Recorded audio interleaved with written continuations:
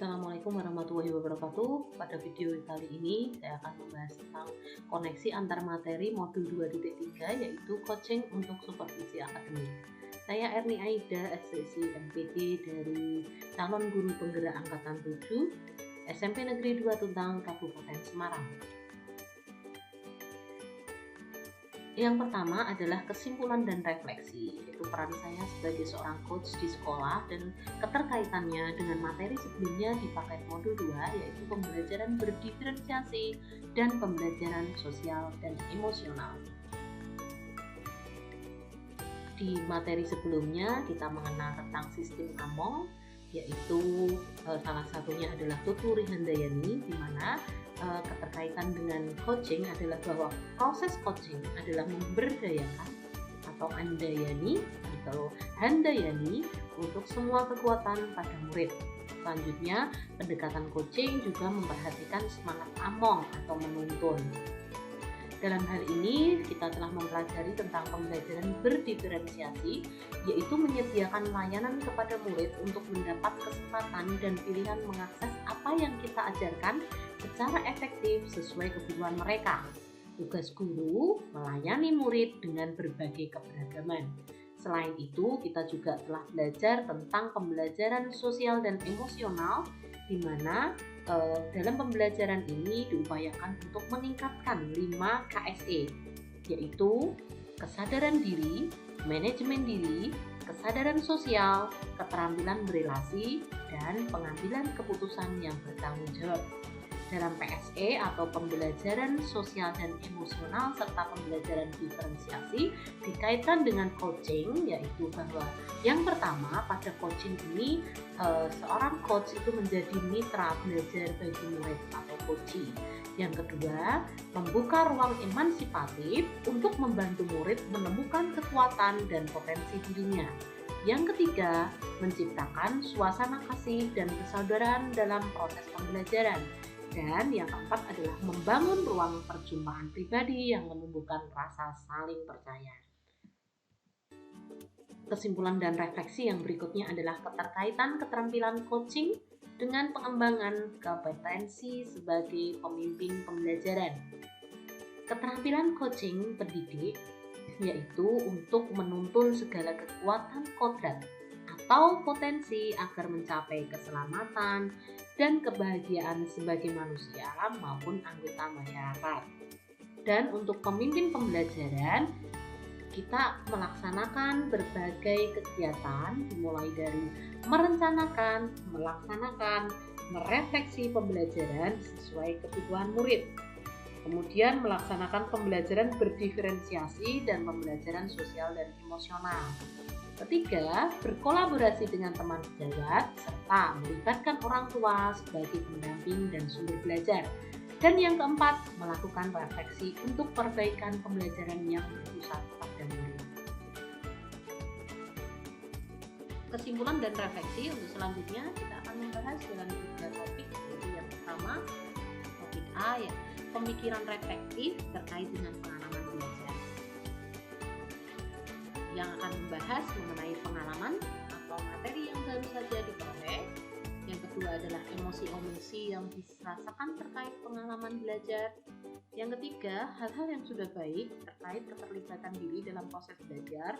Dan yang keempat, hal-hal yang perlu diperbaiki terkait dengan keterlibatan diri dalam belajar. Terakhir, yang kelima adalah keterkaitan terhadap kompetensi dan kematangan diri pribadi.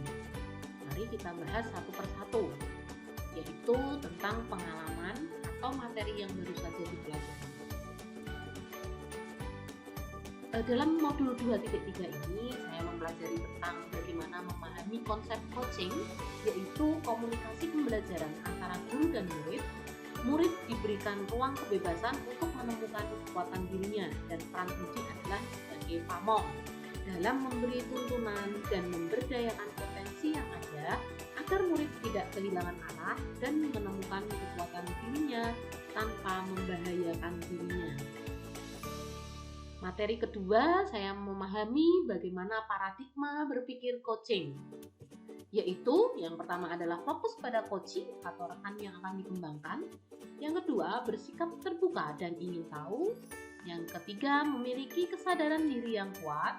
Dan yang keempat adalah mampu melihat peluang baru dan masa depan.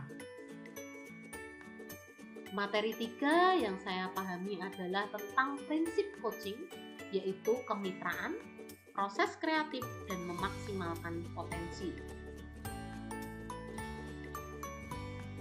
Pengalaman atau materi yang baru saja saya peroleh yang selanjutnya atau yang keempat yaitu memahami kompetensi inti coaching, yaitu yang pertama adalah kehadiran penuh atau present, mendengarkan aktif atau mendengarkan dengan rasa, dan mengajukan pertanyaan berbobot. Materi yang kelima yaitu memahami percakapan berbasis coaching dengan alur delta, yaitu yang pertama adalah T, tujuan umum, tahap awal di mana kedua pihak coach dan coachee menyepakati tujuan pembicaraan yang akan berlangsung.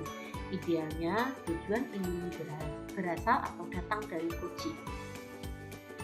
Selanjutnya adalah I, identifikasi, di mana coach melakukan penggalian dan pemetaan situasi yang sedang dibicarakan dan menghubungkan dengan fakta-fakta yang ada pada saat sesi. Yang berikutnya yaitu rencana aksi, yaitu pengembangan ide atau alternatif solusi untuk rencana yang akan dibuat. Dan yang terakhir, tanggung jawab, yaitu membuat komitmen atas hasil yang dicapai dan untuk langkah selanjutnya. Yang kedua, kita akan membahas emosi-emosi yang dirasakan terkait pengalaman belajar.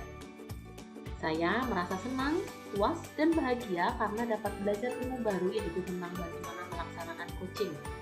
Kegiatan praktik coaching yang dilaksanakan dalam PGP ini memberikan pengalaman baru yang luar biasa bagi saya, khususnya dalam hal merefleksikan segala sesuatu yang telah saya lakukan untuk perbaikan di masa depan.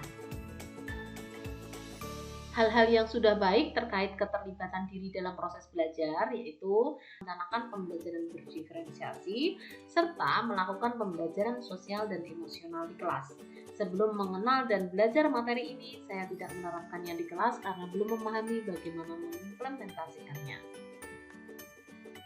Hal-hal yang perlu diperbaiki terkait dengan keterlibatan diri dalam belajar yaitu 1.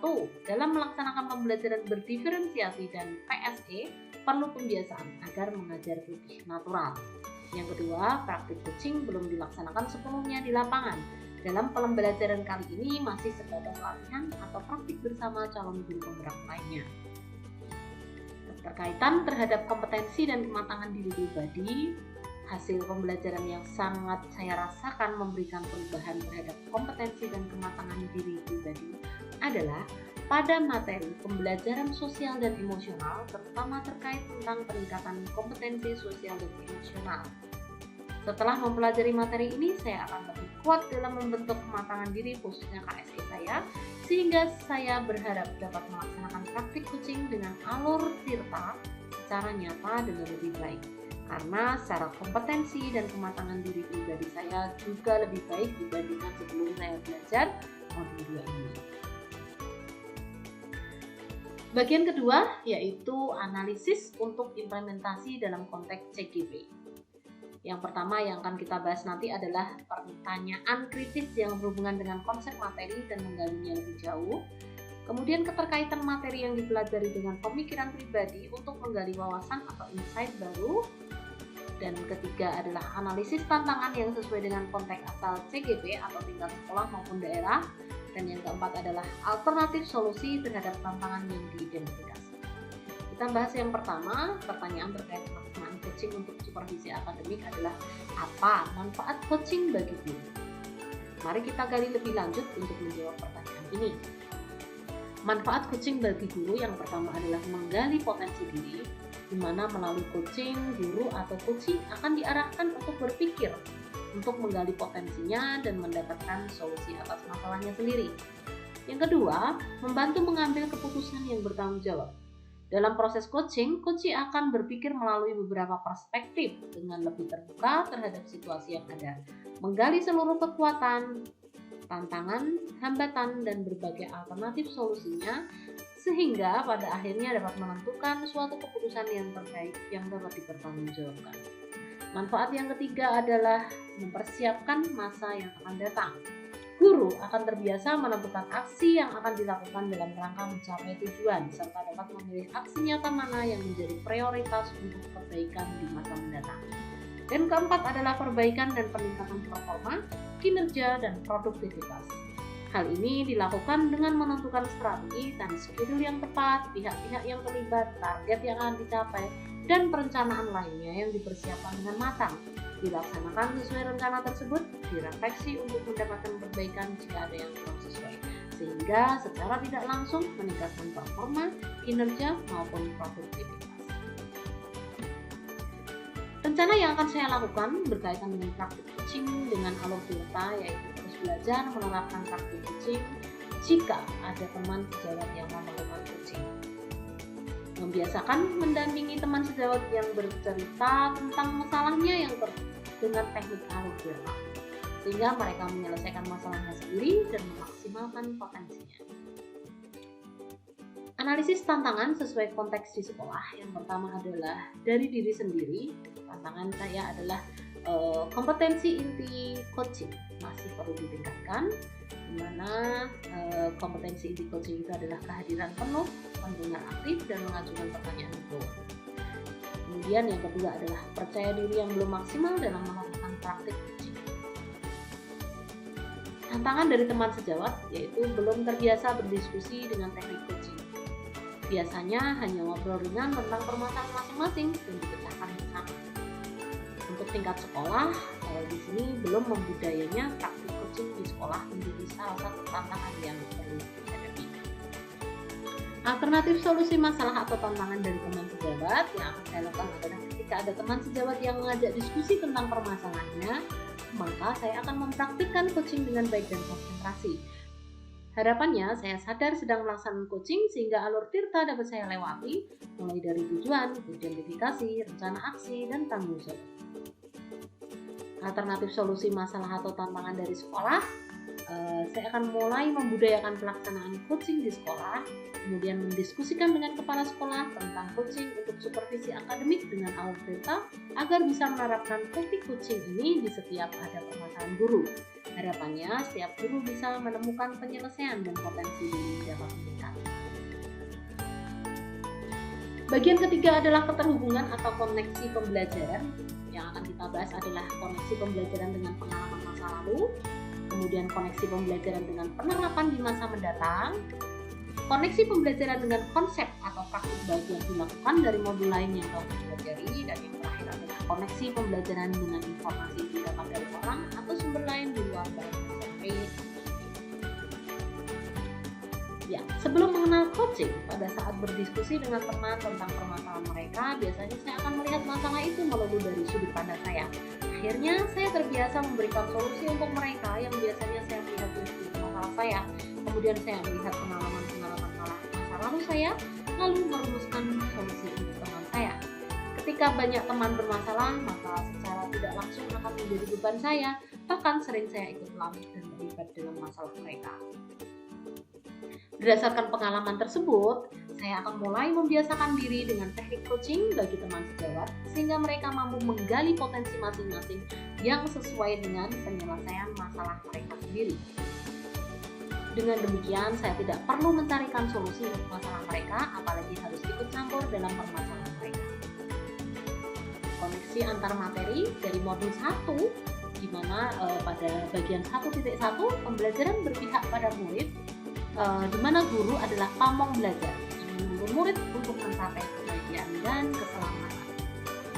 Pada modul 1.2, dengan nilai-nilai yang dimiliki guru penggerak, yaitu berpihak pada murid, mandiri, reflektif, kolaboratif, dan inovatif, diharapkan mampu berperan menjadi pemimpin pembelajaran, menjadi coach bagi guru lain, mendorong kolaborasi, mewujudkan kepemimpinan murid, dan menggerakkan komunitas praktisi.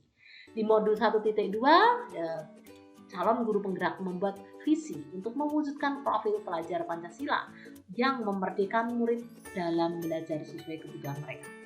Di modul 1.4, penerapan budaya positif sangat mendukung kegiatan pembelajaran yang berpihak pada murid. Dilanjutkan pada modul 2 di sini 2.1 untuk melaksanakan pembelajaran berdiferensiasi yang berpihak pada murid, dilanjutkan dengan meningkatkan kompetensi sosial dan emosional untuk menerapkan pembelajaran sosial dan emosional. Dan pada modul 2.3 ini, coaching untuk supervisi akademik bertujuan untuk meningkatkan kualitas pembelajaran di kelas melalui teknik coaching bagi guru untuk menggali potensinya dalam menyelesaikan masalah masing-masing terkait kegiatan di sekolah, termasuk permasalahan pembelajaran. Penguatan dari instruktur atau fasilitator dan mengajar praktik dalam mempelajari seluruh materi akan lebih maksimal jika dipraktikkan secara langsung. Setelah melakukan praktik tentang materi yang dipelajari, maka calon guru penggerak wajib melakukan refleksi untuk mengetahui hal-hal yang masih perlu diperbaiki, ditambahkan atau dikurangi untuk meningkatkan kualitas tindakan yang dilakukan. Demikian paparan dari saya. Terima kasih atas perhatiannya. Semoga bermanfaat. Assalamualaikum warahmatullahi wabarakatuh.